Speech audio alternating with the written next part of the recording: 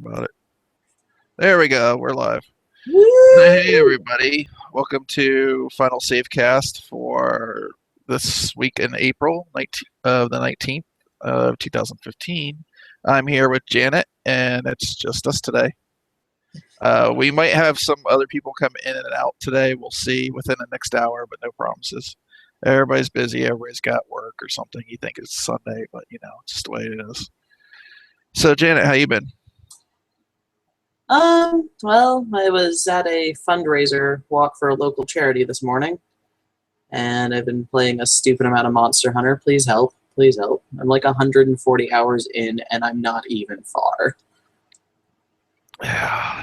There's so much to do. It never ends. And the struggle without the C stick. And the struggle without the C stick. Oh, the new 3DS is so nice. I'm not gonna lie, but it frustrates me that we don't have it in more colors. Like I'll forgive that Nintendo didn't bring over the smaller one. Like I have, a regular 3DS. It's pretty tiny. And they didn't bring over the small new 3DS to the States because, well, everyone's either buying the XL or the 2DS. So I understand that, but why not bring over the white and the blue ones too? Yeah, do they actually have the multicolored buttons still though? I think so, yeah, because my friend has one and he had it over Okay. last week and I was looking at That it. that's the thing that always made me mad about like the Super Nintendo generations. Like the Super Nintendo controllers look so much cooler in Japan and Europe, and we just had like this blue and purple thing. And I Well, was I like, mean, they get cooler like everything. yeah, it's That like that just the Super Nintendo in general looked badass. that's more of a problem with how retail works here, which hmm I will happily get into, but it frustrates me. I met a guy that was working at Nintendo of America around that time, and he said the reason they designed it the way they did in America is because they were afraid of kids setting drinks on top of it. It's like, really? Well, I mean, children are kind of dumb, so.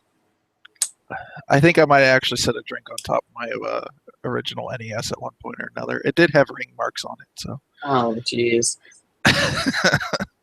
it's like you're a kid. You have so much real estate. It's like I have room for a TV and a Nintendo. All right, so we're just doing a kind of like off the cuff one this week, and it'd be nice if I had all this junk over on this one browser here. So let me do that real quick. So unorganized. You're the worst. I'm like over here buying figures and stuff. And Yeah, made out of yarn. When you could have made it yourself and stuck a chip up its butt. But so yeah, this week, I guess we'll just start off with what I've been playing. I've been playing quite a bit. Uh, Unfortunately, kind of stopped Evolve.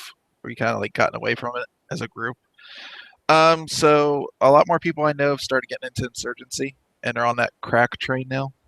eh, At least for like the last week they were on Insurgency, and it's kind of like a toss up. Some people like the more tactical aspect of it, and some people really like the mods. Like I've got like an NES zapper that replaces my 45 pistol in it, and like when you shoot people, it literally goes like pew pew pew pew. that's delightful. It's, I have a M16A1 now that's got the like a anime like art plastered all over it. So I've had fun. That's on the latest episode of Mod Mondays. And then this week GTA 5 came out for PC, and so like everybody I know is playing that. Like my social club friends list, like in a week, shot from like 0 to 30. So Man, I feel boring now. Like, you feel boring. well, like all I've been doing is I've been playing bits and pieces of Bloodborne. It's just I have a hard time playing Bloodborne for more than like an hour or so at a time. Yeah, Like I like it. I like it a lot. I like now that I know how to do things with the gun better. I like Bloodborne a lot, but it's really hard to sit down for more than an hour or two at a time and play that. yeah. I Which, heard the gun doesn't really like knock people. It's just like for knocking them over, and then yeah, it's to replace the fact that there's no shields in Bloodborne the way there was in like Dark Souls and Demon Souls. yeah, So what you do is if you time it just right when an enemy's about to attack you, you shoot them and it staggers them, and then you can like smack them in the face for massive damage. gotcha. I mean, that thing looks creepy. It's like a cross between the sword that they show in the commercials. It's like looks like a cheese knife with like a serrated edge. It's just Oh, like the most bizarre thing. the Yeah. saw sword. Like the saw blade is so weird. Like I'm still decently early in the game because of how terrible I am, and I have a cane that turns into a whip. And for like an hour or two, I forgot it turned into a whip. Yeah. It's Terrible. like any Japanese game. It's like, let me have this sword. It's obviously too big for my character to carry around. But My boyfriend restarted Bloodborne because an NPC ended up killing a bunch of other NPCs he really liked, and he was like probably more than halfway through the game. He was just like, "I'm restarting." But he has a sword that's a really really big sword, and then you can like change it into basically like a sword, like a really tiny little rapier and a huge like sheath for it. And then you put the rapier back in the sheath, and you can beat people with the giant sheath. nice. It's pretty great. All right. Josh said he might be 10 minutes. Um. So yeah. Other than that, it's like my life's been GTA 5. I've been helping out a lot of people. My life's Monster Hunter. Your life's Monster Hunter. Awesome. My life is 140 hours into Monster Hunter, and I'm not that far. There is Nice. so much to do in this game. Which is amazing for a tiny little cartridge. They could put that in there. I think a lot of it is just that, like, as you gain up in skill, you're really only fighting the monsters at a more difficult level. But just that is enough for you to be like, well, when I fight this monster at this level, I get this gear. And now I have to grind out for all this gear, and look at how cute I am. Look at this cool sword. So how do you turn a camera without a C-stick? Is it just touch screen or? You can, without the C-stick, you use the control pad, which gets obnoxious. Like Gotcha. So like the stick for moving, and then your control pad for moving the camera. oh, so you're like switching back and forth all the time. Yeah, or you tap L, and that either centers your camera behind you, or it focuses it on the monster that you're fighting, like the big monster. Yeah. But it's really difficult if there's like two big monsters on the screen and you're trying to juggle them. Yeah, it seems like that every time you have to do something, the camera it's like stops the gameplay for a second. And that's that like in Bloodborne. Like I like those two games because they're really similar in that any of the smallest thing you do is enough to basically cause you to die. Yeah. Yeah. Where at least Monster Hunter is way more forgiving, and you can cook meat, and you have cats, and the cats can jump on things and smack them in the face with hammers. There's cats in GTA, but you kind of hit them with cars and stuff. Oh no! See, I hire these cats, and then they like yell at the monsters, and it's great. I will say I did play. What was it since last time we talked? The last Kirby game, Rainbow Road, I think. Oh. I played a little bit of that. Oh, I wanted it to be so good. It's not. Like the most endearing thing about it is like the animation in the game, and the music is like the cutest Kirby music I've ever heard in my entire life. It's like like the typical like like at the end of the level, it'll like do that, and then like the last note, it's like a little xylophone going ding ding ding ding ding ding. And I'm like, that's the only reason I like that game right now, because like everything else, like the control pad stuff, it's just That's a shame because like Kirby's are real cute. I've got like a pack of I think it was like a dozen tiny little Kirby's. Yeah. They're all different, and you're supposed to be able to stack them on each other, and that doesn't happen because round objects are really hard to stack. But yeah. Like out in my living room on one of my bookshelves right now, just being cute. Yeah. You got your amiibo? The Kirby one? Yeah. No. A company that I buy a lot of figures for though is doing a full size Kirby, so I'm just gonna wait on that. I don't know. I'm afraid to get into amiibos because a lot of the ones I want are just so miserable to get that it's just. I have an easier time importing figures from Japan. Did you see the Walmart special Mario that's gold? Yeah, one of my friends put it on a chain. Okay. Put it on a big ass gold chain. It is the greatest thing. No, because He walking around with baby powder in his pocket, or like it's frustrating because like I have a friend in Britain, and Mhm. amiibos are region free because you really can't region lock a near field chip. Yeah, you can't. So for me personally, it is just a lot easier for me to say, hey, pick this up for me. It is easier and almost cheaper to just pay you the UK price and whatever it's going to cost to ship them to me than for me to get it myself here. Like, Huh. like, uh, like, Yoshi's Woolly World comes out for them in June. Yeah, He can pre-order Yarn Yoshi amiibos already. damn. So I was like, pre-order those for me. I don't even have a Wii U, but I need those. And they get a 3-pack even. Huh. I figured you'd just like all this stuff and just eat it because you're into figures or whatnot. But as far as the functionality, I've heard a lot of people being kind of disappointed in what they actually do in the game. I mean, in the long run, I wasn't expecting anything major because, I mean, near field chips you can only do so much with. Yeah. I was more shocked that these figures, for being as cheap as they are, don't look bad. And Nintendo, for a long time, has been like really restrictive on third-party manufacturers doing figures, and that's why it's taken so long to get things like the Link figure and the Samus figure that I have at work, and like all these Kirby's and Yoshi's and the Mario and Luigi stuff. It's like we could have had those years ago, and Nintendo's just now opening that up to people. You know what my problem is right now? I am such a uncoordinated dumbass. I forgot to tweet out that we're live. Well, I'm going to keep talking about how miserable amiibos are because, like, as a figure collector, it's frustrating for me to watch. I mean, Yeah. I have figures that I can only order like during a 2-week period, and Really? that's a relatively long time. But they're made to order. They're like, hey, here's this figure. It'll be out in June. You have 2 weeks in February to order it. It's like, okay, I want that. I'm going to order that. It won't be here until June. So for The, me to watch the amiibo nonsense is just like, what are they doing? the reason I really want the Mario one though is I've been in the Nintendo headquarters building before, and you walk in and there's like the lobby, and then the building's kind of set up like I guess like a controller hash, like a plus sign. And there's this like middle section where it goes up like I guess it's technically 4 floors, but there's only three you see, and there's a bronze statue of Mario in the middle, and it looks identical. Like I wonder if that was like the reasoning, but it's pretty funny. I was like, I went into a mini bronze Mario.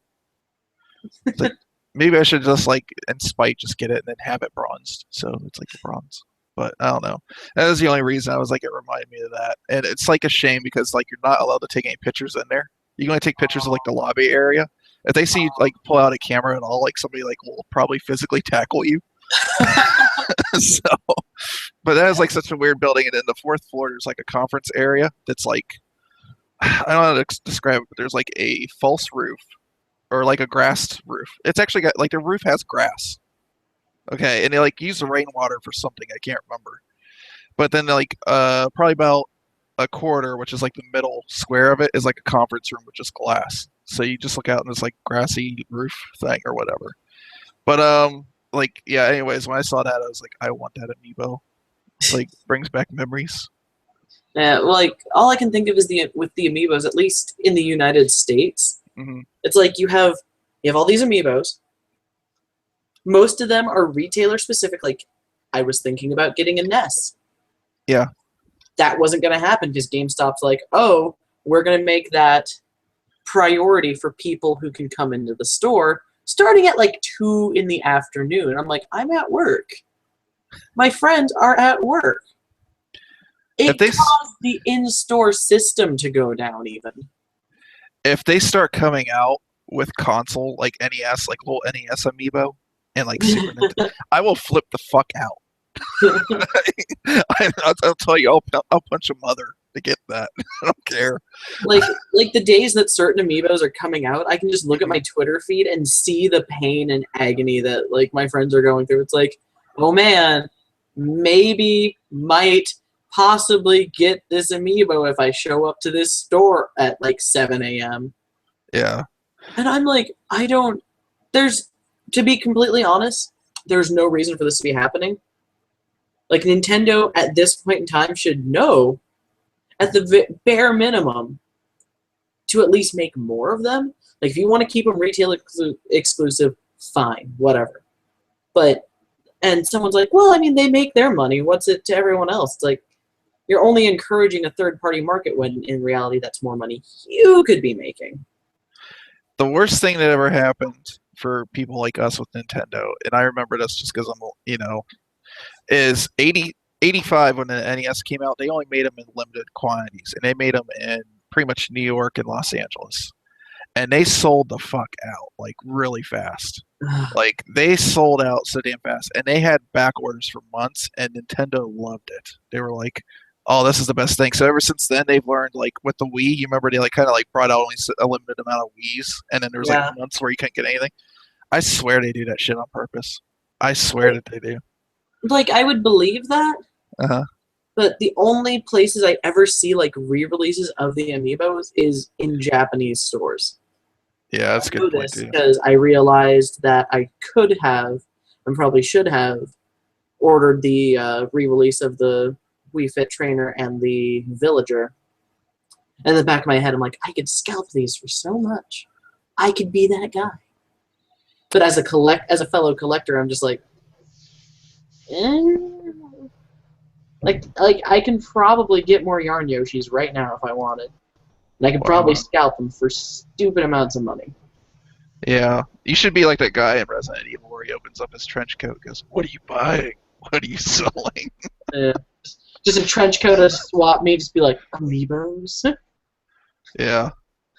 So, anyways. I'm all hanging up in my jacket.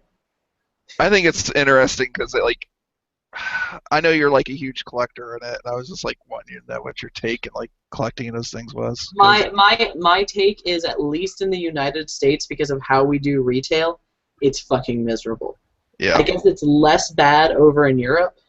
Like, my friend says he's still having a hard time, but I told him the day that the Pac-Man amiibo went up, he's like, "Oh, you guys are just now getting Pac-Man?" Like, I just walked by a display case full of them at the store. I was like, "Oh, all right.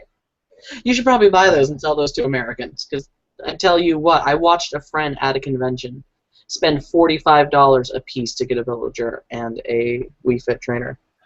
All right, guys. It looks like we're joined by Josh, but he might be trying to figure out microphone or camera. No, I've got it figured out. Okay, you could just be a presence of just like that head there, just flashing like the kit car. Yeah, I could do something like that. I just don't have my cam set up for Google Hangouts. So what's up? Yeah, we were just talking about amiibos for a while because Janet's really into collecting little figurines and whatnot. But how you been doing, man? What you been playing? Well, GTA 5, of course. I was playing GTA Online a little bit ago. I was trying to set some things up for online and with my crew and all that crap. And seriously, I know someone tweeted at Paul's Hardware earlier today, and there's a little bit of drama going on there with, I think it was a D-Man Duck kind of repeatedly sniping him last night on his game and that sort of thing.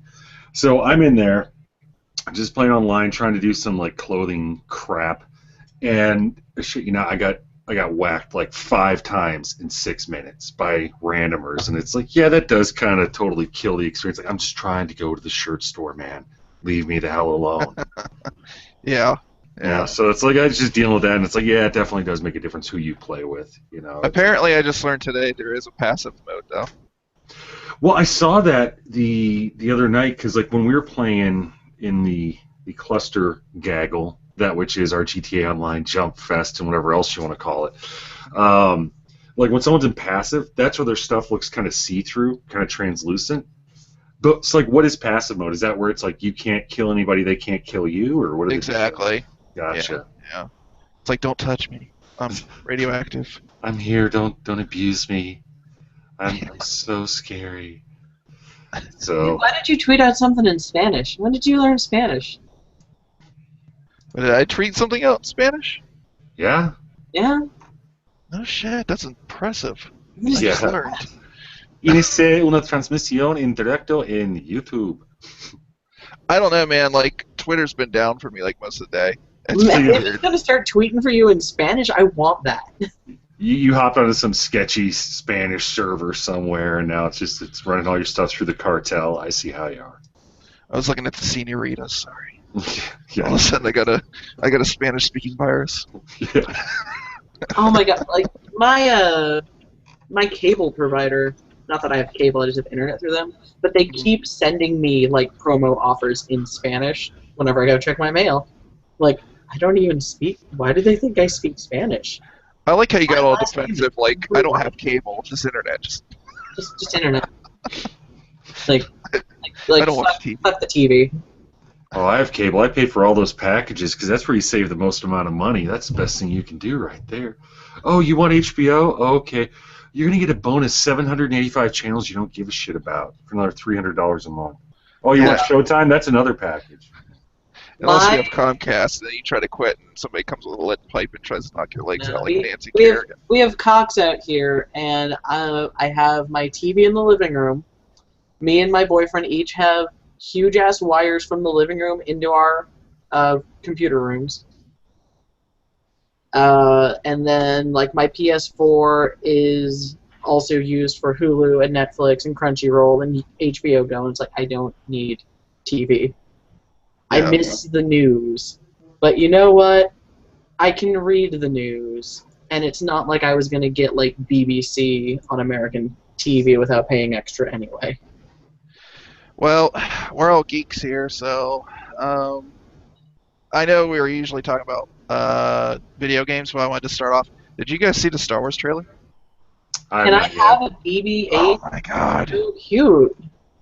He rolls. Yeah, Janet's all excited because the robot is like it's like a soccer ball with Like like a soccer ball with a R2-D2 little head, magnetic head. and it just like rolls around like Fizzgig through the map or through the world and whatnot. It's real. It's Yeah. real. I guess it's actually a real thing. It actually really works. Yeah, I saw a brief little snippet on that where they were talking about it's not CGI, it's an actual physical prop, but that's about all I've seen. I've been slammed this weekend. Yeah, I gotcha. You should watch it later though. Personally, I lost all hope for the Star Wars after the last 3 movies, but it seems like the secret formula, because like Empire Strikes Back, Return of the Jedi being the 2 best. George Lucas was not the director, and he's not involved in this one. Everything I've seen, I'm like excited. It's actually there's no like stupid love story from what I can tell being involved, or it's like I love you now. I turn to the dark side. Like, what kind of message does that send children? You know? I'm just here for cute robots. I understand, and I'm okay with that. Man, like Ex Machina, I think finally starts playing nationwide next week, and I want to see that. So, Josh, did you ever get Metal Gear? No, I didn't. It's on my list. I was going to, and then I got sidelined with other games. Obviously, No, I here. still want to get it. I still want to get it though. All right. Well, I don't know if you heard, man, but the creator of Metal Gear, Hideo Kojima, has been effectively fired from Konami. Really? Yeah. Like, basically, they just got done with the new one. They're just fixing up bugs, and he's out. Like, his name that's been attached to everything, they just, like, deleted it. Well, yeah, and Jesus. they just opened Kojima Productions LA a couple of years ago, Mhm. and they're restructuring that and pulling his name off of it. It's just going to be like Konami LA, and like my heart is breaking. He must have royally pissed someone off to have him go that full-blown Oh. scorched earth on him. Well, Kojima for years has not wanted to make Metal Gear, but I think in the back of his mind it's always been like his baby, so he didn't want them to do it without him. Well, he's been saying he's been done with it since 2, and they're on 5 now, I think, Yeah. isn't it? Well, 5 plus whatever the PSP ones were, plus Acid, and I'm the only person that likes Acid. I have no comment about Acid. I may have done Acid. No, I haven't. Metal Gear Acid was a fun little thing. It wasn't great, but I liked it. Although, like, neon color of Acid 2 really made you feel like you were on acid when you were playing that game. No, but like I feel that Kojima after 5 was just like, okay, no more Metal Gear, and Yeah. Konami's like, no, more Metal Gear. Yeah, we need Yeah. more money. Cash Yeah, cow, pretty don't much. And kill it. Kojima was like, well then fucking fine, you can do it without me. And they're like, fine, we'll do Well- it without you. It'll suck, and we'll show you, and yeah. Like, I think Kojima is gonna try really hard to make 5 really, really, really bad. Just so he can kill the franchise with his own hand. I don't know how it could be bad. I mean, did you see the box in the game? That's all I need to know is the box. The box has like, you can like pop it into like a cardboard cutout of like a pretty woman and distract the guards and have them come towards you and then just like pop them off. I'm like, that's all I need to know. Like that cardboard box makes the whole game. It doesn't need to have anything else.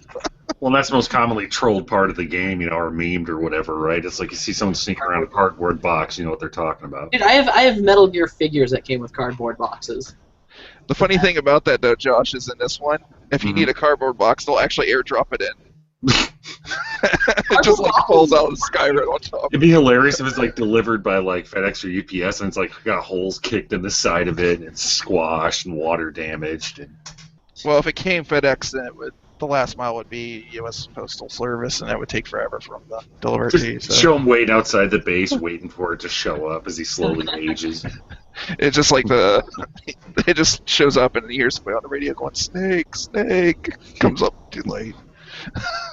Box wasn't here in time. Box. Let's see what else happened in game news. Star Wars was showing off. Battlefront, which looks like Battlefield 4, basically. Hmm. Deus Ex, new one coming out, which I'm excited about because they've already said the most important thing to me is boss fights. You don't have to fight them if you're stealthy in Ghosts and play in the Ghost mode where you're just sneaking around. You can actually sneak past the boss fights. That's kind of cool. Yeah, so like this, I hated that about the last one. So it was like that, and I just like every single time there was like a sneaking area, it was like, I guess I gotta look for another vent because it was always in vents. That's the only way you snuck around is you're always looking for another vent. Well, and that's one of the things that I've generally disliked about most stealth games is, I mean, I love the stealth aspect, but it seems like it's always up until a certain point, then there's like a forced linear action after it. It's like, I completely snuck through this base, but you opened an alarm door, everybody rushed in, and now you have to do the boss fight. Or whatever. It's like, well, why the hell would I stealth my way this far to screw up? Or like, how many games where you're kicking ass, you're being all tactical, and then it goes to that pre-rendered cut scene of like, some guy comes through the door behind you and butt strokes you. It's like, really? I just took out 85 guys on my own without alerting anybody. This guy came through the door and just took me out. It's like, that's what I hate is like that. And I understand why they have to do it from a game design perspective, and so that you don't have 85 different story tangents going on that they all have to accommodate for. But it does. It kind of just cheapens everything you just did. So you do get to the point of like, screw stealth. I'll launch a few grenades in, and then I'll hide in a corner, wait for everybody to run me, mow them down, then walk through the empty, deserted complex. But Yeah, I totally agree. And maybe even the Metal Gear games have kind of failed in that too. If Yeah. I remember right, haven't they? You always were forced to play a boss fight, so. But yeah, other than that, there hasn't been a whole lot going on this past couple weeks as far as I can remember. well, how many people decided to postpone their launches and stuff because GTA 5 was coming out? Like I heard, what was the other game that was going to come out? Then they're like, oh, that's GTA 5 launch. Screw that. Move it back 3 weeks. Yeah, I mean, and GTA's just been killing. Like I tried playing it last night, and every time we would get like a couple people in, it would like shuffle us around to like other servers. Like it couldn't figure out what the hell it was going to do. Last I heard, it was already sold like 1 million on PC, and the thing that's bugging me is they're like, "Oh, our servers are totally stable." Obviously not. It's like I Okay, can't so they're get stable. You're doing this crap on purpose just to irritate people. In. Well, no, we're not doing that. So they're not stable. Click. Yeah. But no, I mean, I've been having a great time with it, and I think it's funny, like, most of the time we go in, we only, like, play the missions and stuff. We just derp around and shoot off ramps and stuff. I know, it's like we're trying to get all these, like, different achievements. Like, this isn't really an achievement in the game, but I want to do a ramp to a grind off of a helicopter to land on a platform. Boom, achieved. I got a video I still got to render out of Kyle that he actually went off of a hill and got his car stuck in a tree, couldn't get out. Really? Yeah. Here, let me get the grenade launcher. I'll get you out. Yeah.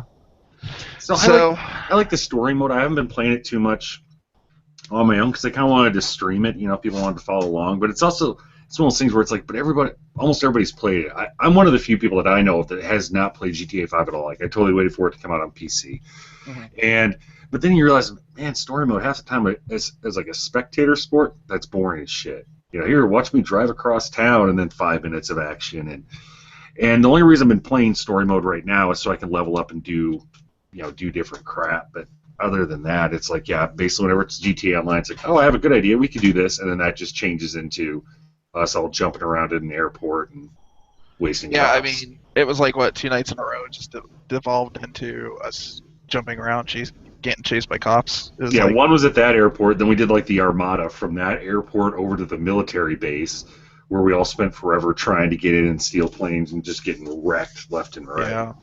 yeah, I agree. I've been trying to force people to do more races, do more missions, but it's like for the first like 15 minutes to half hour, it's like, hey, let's run around and do stupid stuff while somebody figures out what to do. And that's where I So- think it could be like really cool if we could like distill it down to where it's like, okay, we've got 5 or 10 people. Let's go do a couple missions. And part of it is like when you have a group of like, I don't know, what do we normally have? Like 15 to 20. And it's like, hey, I got a heist for 4 people. And then it's like, okay, I'll do it. Then those 4 people go off.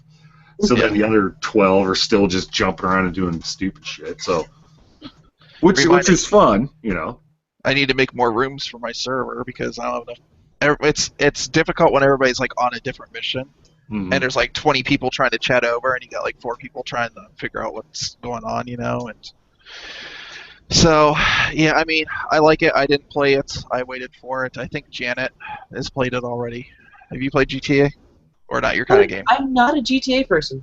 Like, I Not a pledged GTA. my allegiance to Saints Row to the point that I almost imported a Saints Row, like, varsity jacket.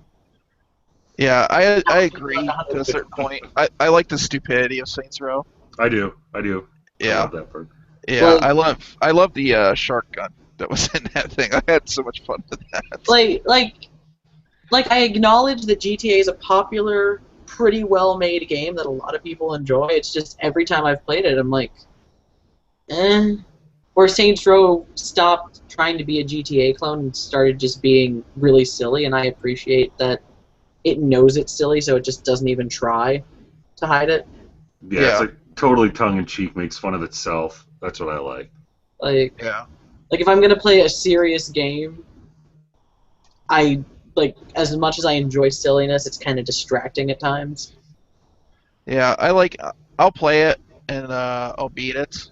But I do agree with you. Still, like in the past couple of years, still like one of my favorite games has been. Well, like I said, I love Insurgency, but I love it for different reasons. It's a fun shooter regardless, but I just love that you can stick stupid NES zappers and stuff in it.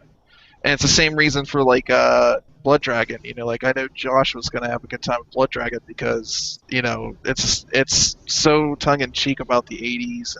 Yeah, it's my sense of humor, totally. Yeah, yeah. And another one I had a great time with was Retro City Rampage because that's just like everything about the '80s and '90s pop culture rolled into one, making fun of itself. That game's just. I had a great time with it. I actually beat it like when it was not patched and supposed to be unbeatable. And yeah, I mean, that's the kind of stuff I love. Like, it's all about escapism for me. It's anything that can get me like the furthest away from reality that I already am is the best for me. And like, GTA is good for that, but at a certain point, they try to make it, you know, too story driven, too much into reality sometimes. Well, that's also I think why I liked Sleeping Dogs a lot better than I've liked any GTA I've ever played. Mm-hmm. Like, it might be that Sleeping Dogs really didn't have the silliness built in the way that like GTA can. Yeah. Like, I you liked can it. do silly things in Sleeping Dogs, but Yeah, Sleeping Dogs wasn't that long either, and there wasn't like much of a map. It was kind of condensed down compared to a GTA game, so it was a little bit more accessible, I think, in a way. But yeah, I agree with you. I played Sleeping Dogs. I actually did like that. Yeah, same here. Oh, you liked it? I thought you didn't like that game. Or Sleeping was that Dogs? somebody else? No, Yeah. I like Sleeping Dogs. I even thought about going back and getting the, what do they have out now, like the Directors whatever edition that has like all the DLC with it. Yeah. Yeah. But my problem is, it's like when I'm playing a game, I want the DLC. If I've kind of shelved the game, it's hard for me to go back and get back into the game and get the Yeah. DLC. It's kind of like I've already moved on past that. Yeah, yeah, I agree. So, Josh, one thing I always ask people when they first come in here, what was the first time you actually like gamed on something? Was it PC, console? Probably, I guess, first video game I would consider to be like with Atari 2600. Repping that old school little dig dug action. Pitfall is one of the ones I remember. Berserk, and Did you have the wood grain? oh yeah, because Yeah. you got to keep it real. Match the wood grain in the basement that I played in. It was like camouflage. And the thing that I think is funny, realizing now that my parents trolled the shit out of me, was like the power pack that plugged into the wall. Back then was the size of what you'd use for like a phone now. And Oh yeah. I remember it'd start to get warm after you played for a while. And like one time we had one burnout, like randomly burnt out. So my parents like, well, you can't play that for more than 30 minutes at a time or it'll burn the power pack out. And I'm like, oh, okay, crap. So years later, I'm like, wait a minute, that's how they freaking got me. But yeah, so I remember, Atari, like when a LAN was basically two people, your friend comes over to your house and boom, there you go. But Yeah. so that's probably where I really first started playing video games. My first PC game, I'm trying to think that, because you got to realize, so I graduated high school in '95. That dates me, and that's like when the internet was like hitting. That's like when everybody Yeah. started getting PCs. Everybody's buying like your buddy get like some Packard Bell knockoff, like 133, or oh my god, my friend, he's got a 166. Holy crap, that's fast as hell. So Command and Conquer was probably one of my first PC games that I stuck with. And I remember we were so in the console mentality at that time that my buddy and I, when we first played like the demo, like you move like your mobile base vehicle or whatever on land and people start shooting you. So we thought it was just a tank, so we just kept driving over people. We thought that was the game. And then like he accidentally double clicked on it and it set up like, holy crap, it's like, look at all this stuff you can do. And then we were hooked. And then it went steadily throughout there. I started playing like Quake and Need for Speed and all those. Yeah. Yeah. So Yeah. My first system was an Atari 2600. Technically, not my favorite. Here, sitting up there on the shelf. That's my there favorite. you go. Yep. I had to work up to that. My buddy, he had the whole entertainment system with Rob the robot and everything. And Rob was like such a gimmick. Oh my God, you're rich if you got that. That was like your buddy that had the GI Joe 7-foot-long aircraft carrier. Like Exactly. Oh my God, You always- that's all in good status. You always had the rich friends, and you had the poor friends that had the GoBots, right? Yeah, and your rich friend was a complete dick, but you just put up with him to go over and play with his crap. Yeah, And, exactly. But yeah, my buddy, he had that. Like, oh, Rob's so cool. Until you tried to use it, and it's like, quick, move this lever. Okay, 7 minutes from now, we'll have that lever moved, and then we can continue with the game.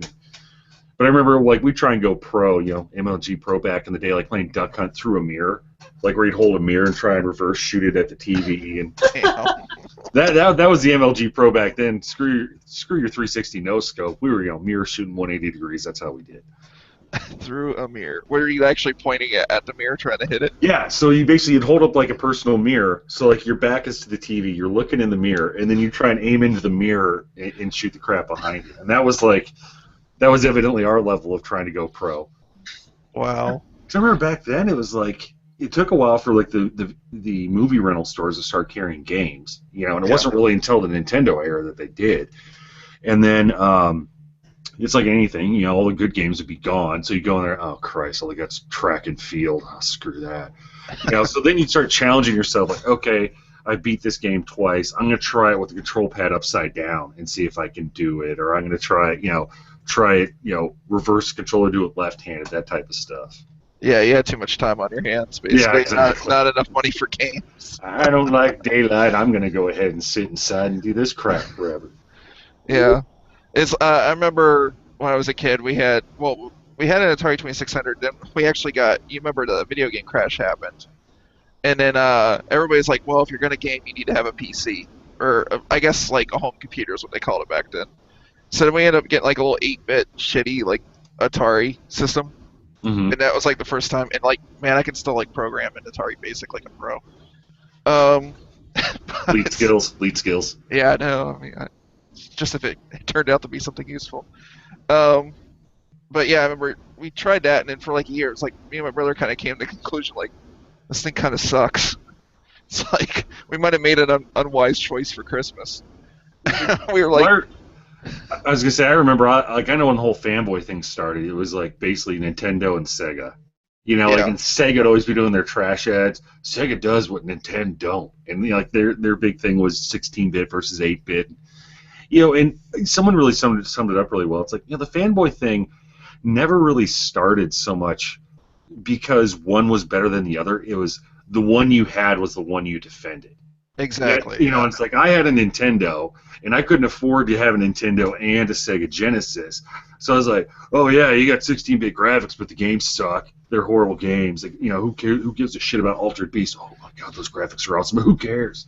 You know, Yeah. so it's like I think that's where it all started. You know, and that's where you get like the PS versus Xbox and stuff like. It's like you defend the one that you have and you make it better to kind of make yourself feel better about the one you have. If, you know, back in the day, I had Nintendo, and if I could have had a freaking Sega, hell yeah, I would have taken a Sega, either a Master System or a Sega Genesis.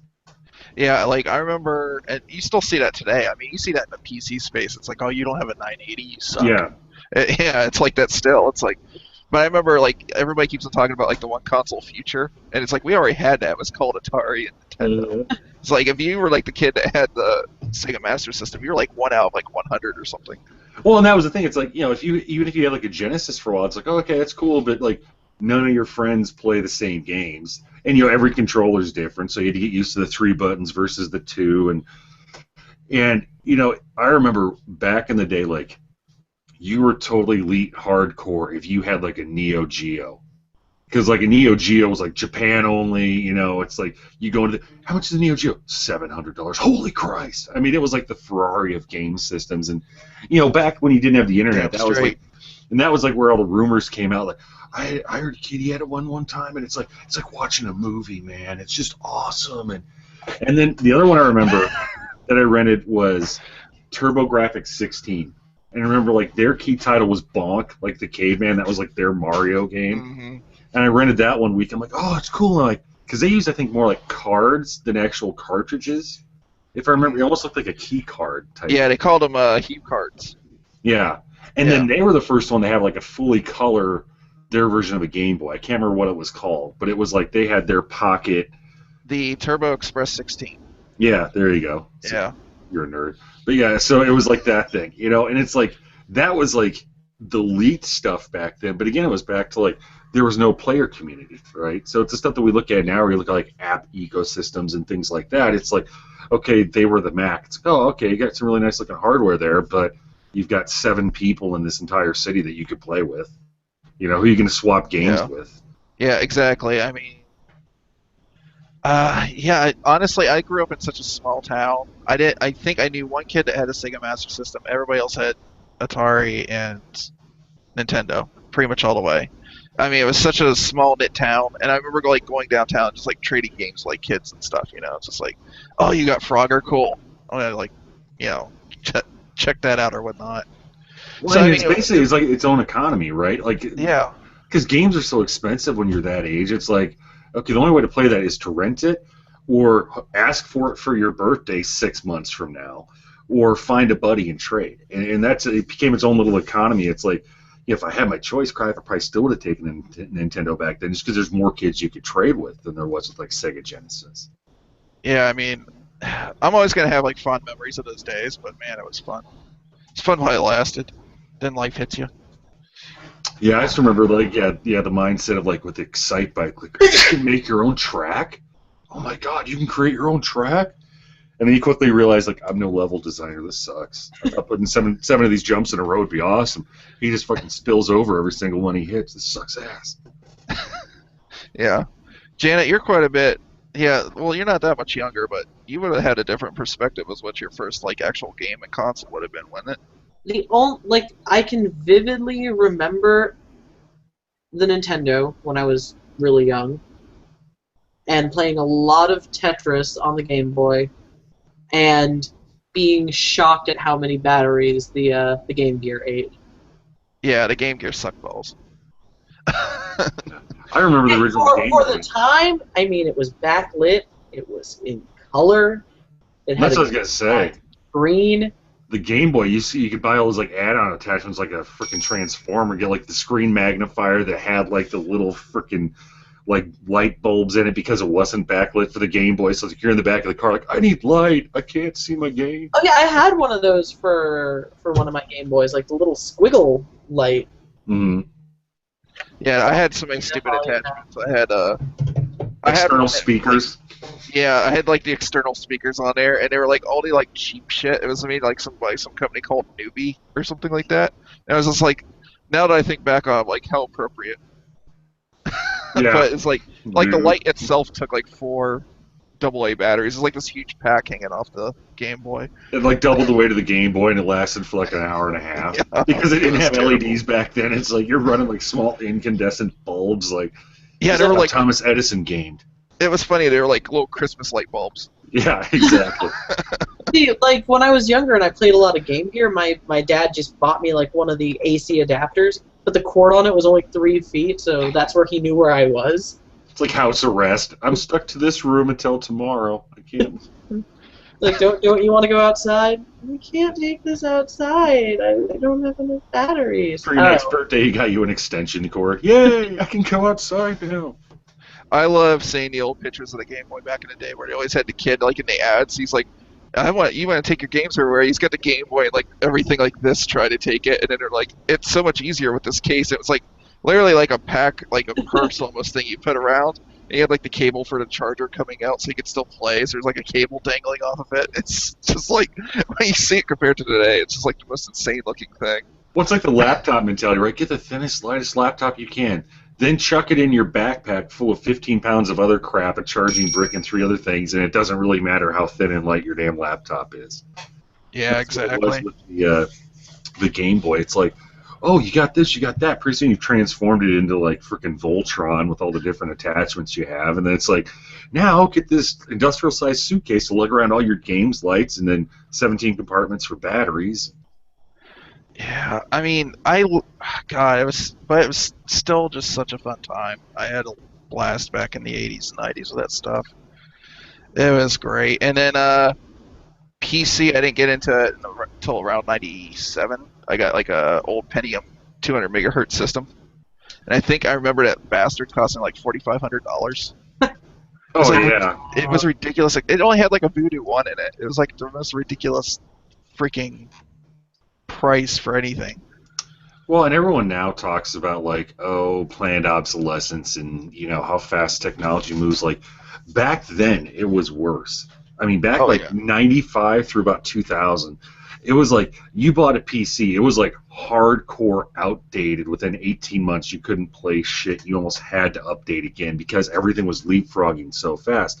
Now it's like you can still probably do 90% of the stuff you need to do on a computer with a system that's, hardware spec wise 5 to 7 years old. You can't, obviously you're not going to game in 4K, but you can get by with a lot of stuff non-gaming. Back then it was like, you're screwed.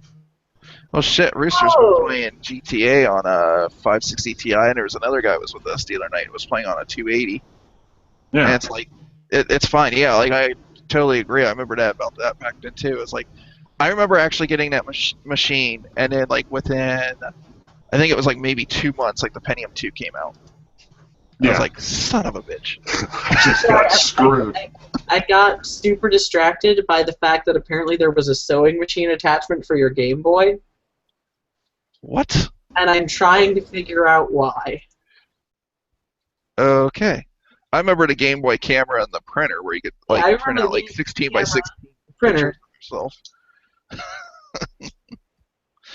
But yeah. Anyways, that was my first experience with PC gaming. I got into like a lot of Doom 2000, and probably my most favorite ones were X-Wing TIE Fighter, and the one I really loved was Blade Runner. Yeah. Blade Runner. I got Blade. So yeah, talk about kicking it back. So probably the first FPS I played was Doom, and it was one of those my buddy's sister had it actually. So we play that, and we're like, oh my god, it's so real, it's so immersive. And then, like, the true immersive one after that was Descent. Because Descent was, like, full 360, X, Y, Z axis, all that sort of stuff. And while it wasn't my type of game, as a game itself, just like technologically what it could do back then was just so impressive that you could fly your ship up, down, left, right. It wasn't side scrolling, it wasn't first person, left, right only. Yeah. And Blade Runner is probably the first game I got into that, like, oh my god, this is like playing a movie. It had a full plot. The graphics at the time were damn realistic. The cutscenes were just like super cool. Yeah, and I remember like the big deal back then, which was like a new thing, is they actually had like all the actors like reprise their roles from the movie. Yeah, and like the voice acting was good. I remember going from playing Bad Boys in the arcade, where it's like I'm bad, to like on Nintendo when it's just like, I'm like, oh my god, it sounds like they have emphysema. What happened to their voices?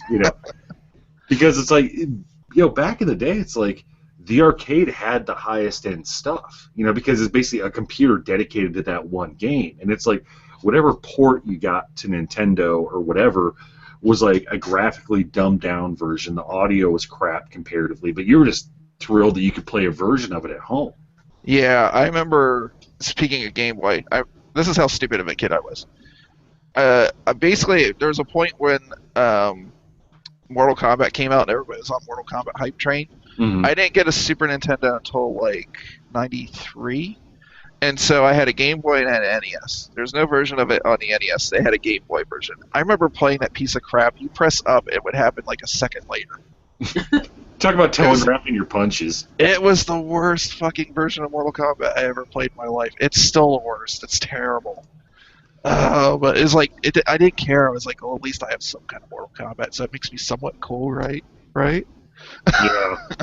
Okay. Go ahead. Oh, I looked more into that sewing machine with the Game Boy Color, and I can get one on eBay. AKA, if anyone buys me one, I will happily stitch you something using that sewing machine. It comes with a Game Boy Color, even. Let's see if we can screen share this. There we go. Holy crap. I can definitely screen share it from Look my... at how screwy that is. That's stupid. I can buy it right now. That is ridiculous. I think you totally should make that mistake. You know what the crazy thing is? It's newer than the sewing machine I use now. God. The sewing machine I use now is older than my mother. Oh well. Ridiculous. It's a good sewing machine though. Just why I use it. But what do you do with your Game Boy? You can play games? No, I like DJ music and sew things. yeah, like I have a friend Simultaneously. tune stuff, and then I can sew, and we can be like some really weird convention act. Janet actually made a body pillow of Gabe Knoll for one of our friends. That's one of those things like, here you go, and I don't ever want to hear about this again. I don't want to know how it's used. No, actually, the crazy thing about his Gabe body pillow is I didn't make that. It was already available as a pattern on ArtsCow. What? Really? Someone already had it, and I was like, well, you're just going to make my life easy. Well, I'm going to tell you right now, don't take a black light to it. You know what? It's his pillow. You can do whatever you want. He's an adult. I'm not so sure about that one either. So, anyways. Guys, I think that's going to do it. We're going to just try to hang on to this hour 45 minutes. Josh, thanks for coming in, talking about some nostalgia stuff. Sure. That's what I'm good for, is proclaiming loudly online how old I am. Thank you for just killing all self-esteem I had today, you jerk. You had self-esteem. No, I didn't. I was trying to fake it. So you killed it twice. Yeah. So we'll try to stick to Sundays around, 6, 7 o'clock. So if you want to come back sometime, man, we've already had you and Rooster on.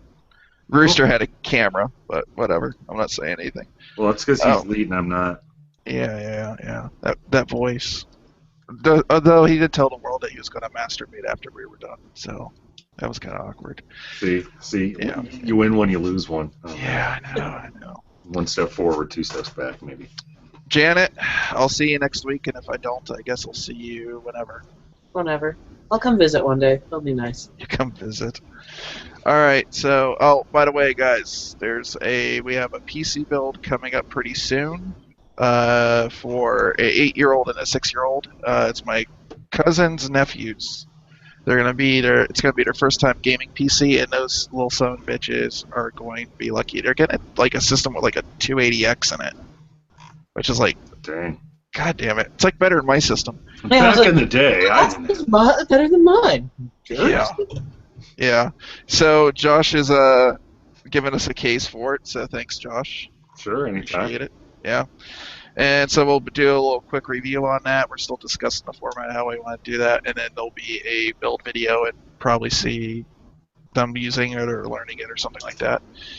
So that's coming up in the next, probably be out Friday, Saturday, I hope. Other than that, I got a couple other videos I'm going to be putting up this week. They'll be a little bit of a surprise. And until then, I'll see you guys later. Oh, and man, I need to get better at this. I'm at Cell Processing. Janet's at Anarchy Marie on Twitter. And Josh is at Fractal Josh. And Josh is having a stream, if anybody's watching right now, at Fractal Josh on Twitch. And I will be streaming GTA later in the week. Janet, you got anything else you want to add? Like, I'm being told I should stream Hottiful Boyfriend one weekend, so if you want to watch Pigeon Love without having to pay the money for a pigeon dating sim, have I got your back? Okay, I have to see that. Anyways, That game is surprisingly good. Surprisingly good for what it is. the pigeon dating sim game. A pigeon dating sim, which if you get to the final route, I promise turns into a crazy murder mystery and is really good. So Well, are you a would that pigeon dating progress, other you know? pigeons? What You're a was that? pigeon dating other pigeons, right? No, you're a human dating giant pigeons because reasons. They get explained, I promise. Okay. So that's at Anarchy Marie on Twitch. Yeah. That's where I am on everything. Okay, cool. So guys, thanks. We'll see all you guys next week. Alright.